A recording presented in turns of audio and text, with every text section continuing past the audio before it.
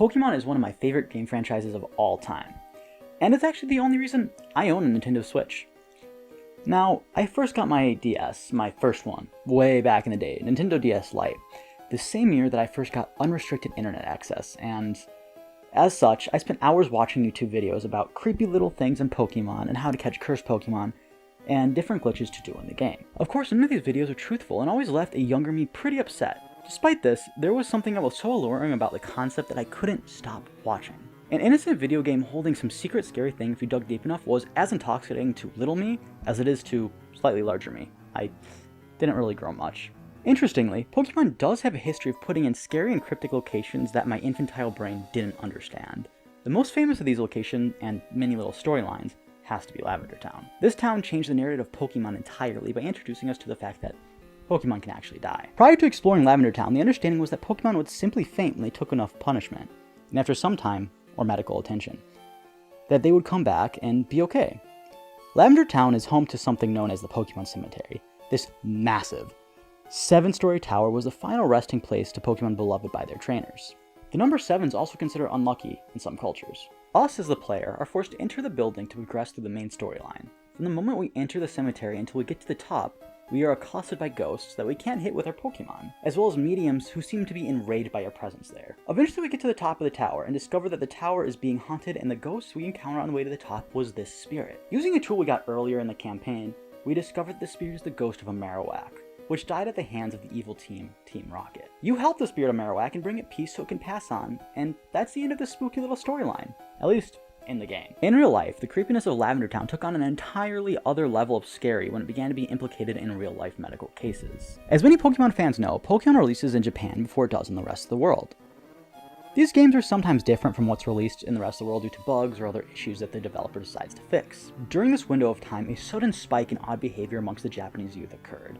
These cases were all able to be traced to playing Pokemon, and each save file was located oddly in Lavender Town. Through the investigative work of Japanese officials, it was determined there was no issues prior to entering Lavender Town.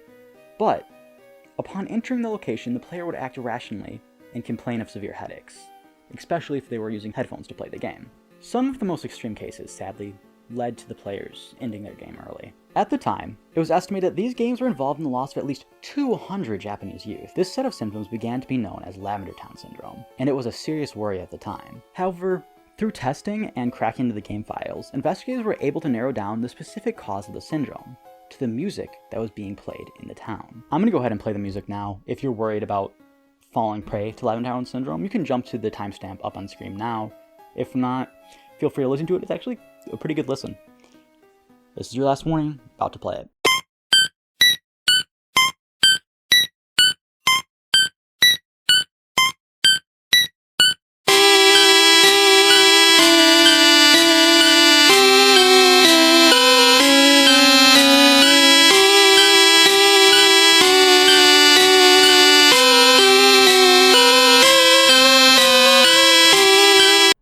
Alright, you're still with us? Good? Alright, we're gonna keep going.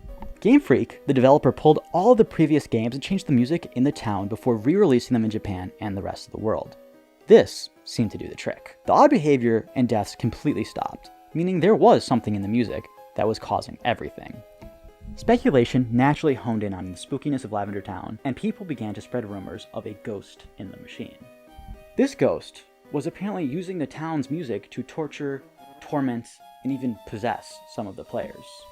Eventually though, science did prevail, and the previous theory was dropped in favor for a new theory, revolving around the volume of the music. It was believed that the volume of the music was too loud for the sensitivity of young players' ears, and the sharp music being played through the personal listening devices was believed to be too much, causing a set of unprecedented symptoms. This, to current day, is the prominent theory and accepted by most health officials. That would be if it wasn't actually an amazing creepypasta written to capitalize on the banned Porygon episode of the Pokemon anime, and using the creepiness of Lavender Town as a vector. This creepypasta was way ahead of its time, and Lavender Town Syndrome could actually very well be a reality.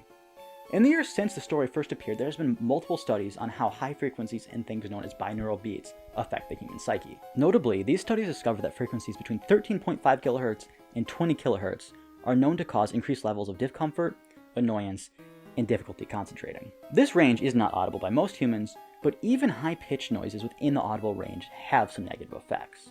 they're known to cause headaches and nausea, as well as just general discomfort. This property of sound was harnessed and turned into non-lethal weapons known as sonic weapons, which are often implemented to control riots in large crowds.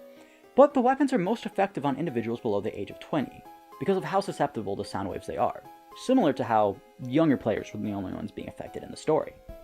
Now, if we want to take sound to the extreme, high sound frequencies higher than 700 kHz are observed to cause physical damage, which includes intestinal damage, lung damage, and various heart conditions such as atrial flutter and bradycardia. I don't think handheld gaming devices will ever be able to output this frequency, but they are more than capable of putting out the frequency that causes discomfort, nausea, and headaches, which were some of the symptoms experienced by the players of the game. The potential of this sound-based syndrome goes beyond high frequencies though, because if we pair high frequencies with a phenomenon known as binaural beats, we can create a set of symptoms exactly like what is being described by the creepypasta. Binaural beats are a set of two tones that are played simultaneously with slightly different frequencies. Because of how close the two frequencies are to each other, our brains automatically average the two.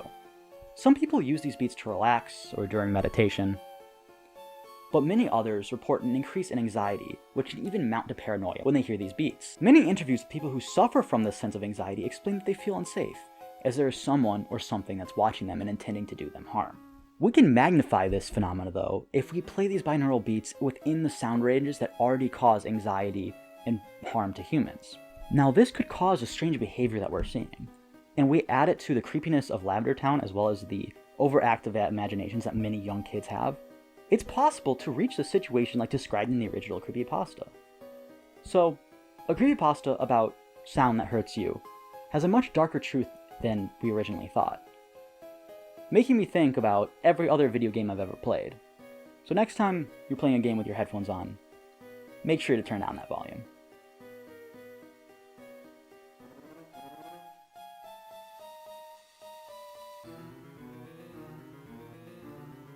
And that's that for the normal video. I didn't want to take a second to address things. I said the next video I was going to release was going to be on the backrooms. That's written. I have about 5 scripts written. I was doing a lot of traveling.